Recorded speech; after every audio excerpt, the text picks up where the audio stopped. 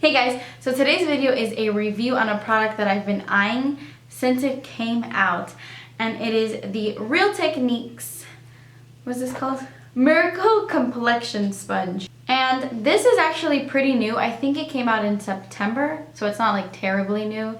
It's been like 2 months since this came out, and I have been wanting to get it ever since I found out about this. You guys know how much I love Real Techniques brushes. I think they are so good for the price, and I would pay a lot more money for them because they're just so good. So when they came out with a beauty blender type sponge, I knew that I wanted to get my hands on it and I wanted to review it for you guys. So that's what I'm doing. I'm going to be comparing it to the oh so fabulous and famous beauty blender.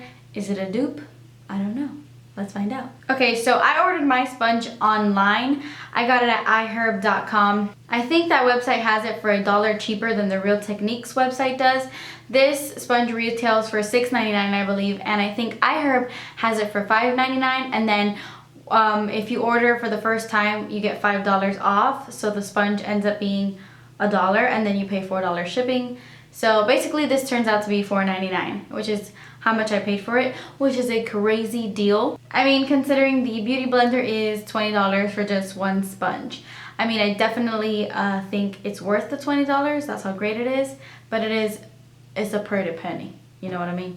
So in this video, I'm going to be talking about all the pros and cons of this sponge, everything I think about it, and I'm going to be comparing it to my beauty blender, and I also threw in a little demo so you can see how it applies foundation. The shape of this sponge is kind of weird. I wasn't a fan of it at first, but it has the typical little pointed little egg shape at the bottom, but the top isn't round like the beauty blender is. It is like flat.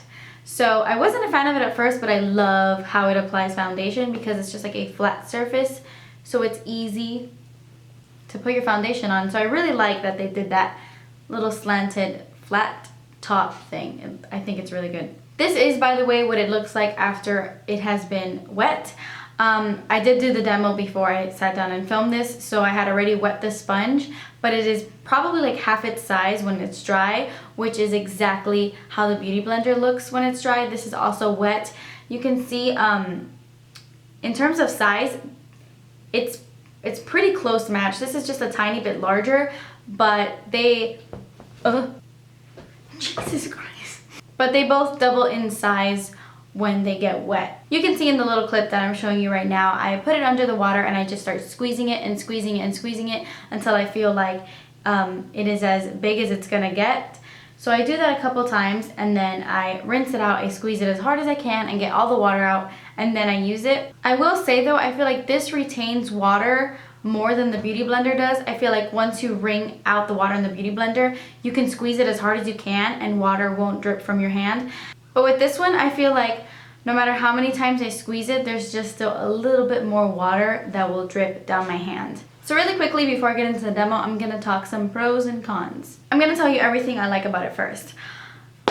First off is obviously its price. It is incredibly cheap. It's 10 times cheaper than the beauty blender, and it works really well. In my opinion, this is the best dupe out there for the beauty blender. It's a lot better than the Sonia Kashuk one. And I think, I don't know if it's the Ulta brand, but the one that they sell at Ulta is a lot better than that one as well. This is as close, I feel like it's gonna get to the beauty blender. It pretty much gives my foundation the exact same finish as the beauty blender does. They both apply it so beautifully and like luminous, and it looks so smooth, kind of airbrushed. This puts on foundation like a dream as well, to be honest. It does. The shape is really cool. The fact that you can put on your foundation with the flat side and then kind of like roll it with the round side is awesome. It has a pointed little tip, just like the beauty blender does, so you can get right underneath your eye, which is what I love about the beauty blender. So I'm happy that this one does that as well. I was really interested to see how this would hold up when I went to go wash it, because when I was on the Real Techniques website, someone said that they hated it because after they washed it for the first time, it like completely deformed and turned into like a different shape. So that kind of worried me. So I washed it 2 times since I bought it, and nothing has happened to it. Maybe she got like a crappy one or something, but it did go back to its nice little shape after I washed it. But yes, there's a but, and this is where the cons come into play when it comes to the sponge. I feel like there would be a lot more product buildup in this sponge versus the Beauty Blender.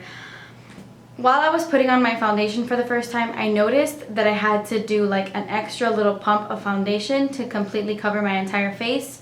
With the Beauty Blender, that does not happen. So like I said earlier, it retains water more than the Beauty Blender does, and I feel like it retains foundation a little bit more than the Beauty Blender does. Not a significant amount, not like, oh crap, this is drinking up my foundation, ugh. But it is something I did notice. I'm being extra critical, and I want to tell you like every little detail that I noticed about this sponge, just so you can be well informed, you know? So yeah, that is one thing I did not like about this sponge, and okay, let's see if you can tell.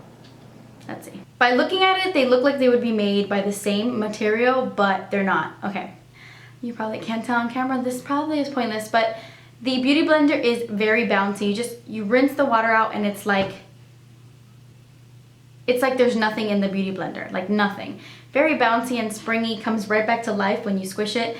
This one, I feel like it's like a thick barrier in between. It's like, can you tell? Let's try. This one isn't as springy and bouncy as the Beauty Blender is, so I don't know how to explain it. I don't know. So that's why I feel like it doesn't wring out the water as well, and it might drink up some of your foundation. And you could definitely tell a difference once they're both running underwater. You see that the water is just like stuck in this sponge, and you really gotta squish it out when you don't have to do that with the Beauty Blender. But that's the only con, honestly, that I found about the sponge, that it might drink up your foundation a little bit. So just keep that in mind. But like I said before, I really love this. I'm gonna go ahead and show you the demo of me applying my foundation with the sponge. I'm going to show you that right now. Okay, so for the demo, I'm gonna be using the Urban Decay Naked Skin Foundation.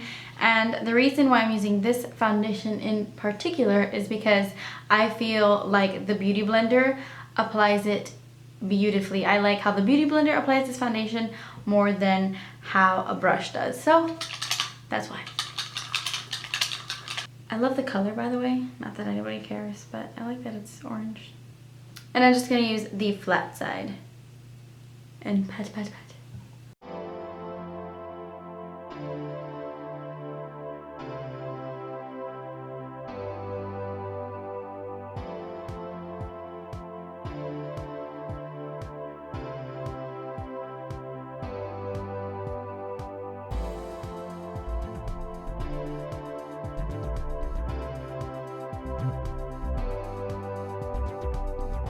Maybe I shouldn't have put on lipstick before I filmed this.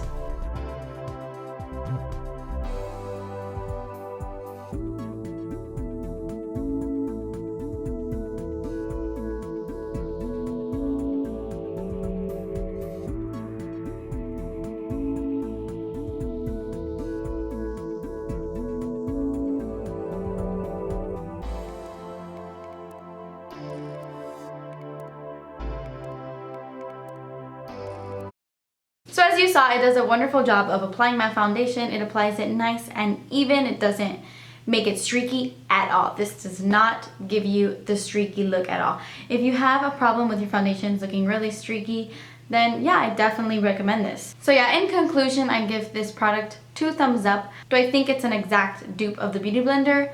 No, I do think the Beauty Blender is better, but I feel like this is as close as it's gonna get. It's hard to beat this, guys. It's hard. And you know, not everybody's, I don't think anybody's ever gonna make an exact dupe, but this guy is like coming close. Okay, so I think that's everything I have to say about it. If you have any questions, leave them down below. By the way, I don't know how to write back to comments anymore. I don't know what happened, what Google did or something, but I cannot write back to you guys. There's a bunch of questions that I was gonna answer yesterday when I was on my laptop, and it doesn't let me reply to comments. Like, do you guys know if like the fact that YouTube updated with Google or something, like how do I reply to you guys?